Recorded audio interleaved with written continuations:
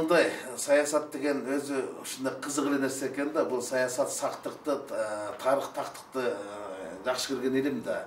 Мен саясатта көп эле жылдан бери жүрөм. Анан менин СДПК партиясынын кайрадан саясий кеңешине мүчө болушум бул мурунку катачылыкты кайра калыбына келтирүү деп айтсам болот. Анткени мен 2016 жылга чейин саясий кеңештин мүчөсү болчумун.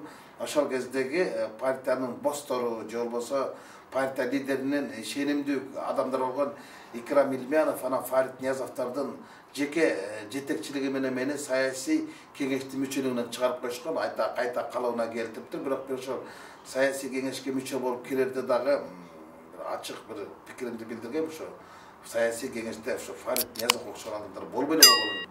Со мен кирет болчумун деп. Анан эми орун басарлык кызмат боюнча сунуш түштү. Мен ага өзүмдүн макулдугун бердим. Бирок мен ириде партия лидерлерин сактап калыш үчүн эмес, Атамбаевди сактап калыш үчүн эмес, мен партияны сактап калыш үчүн бардым бул кызматка.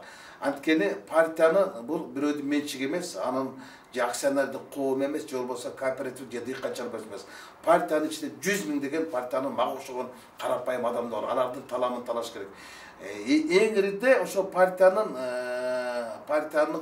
ошол эки мурдагы жана кийинки президенттердин саясаттагы өздөрүнүн акыйнектери же болбосо алакасы, же болбосо алакадан чыккан жаракасы партияга зыян келтирбеш керек. Ошо партиянын мүчөлөрүнө зыян келтирбеш керек. Ошондуктан мен мындай чечимди кабыл алууга аргасыз болдум. Меники эң ириде бул партияны сактап калуу менин негизги максаттарымдын бири.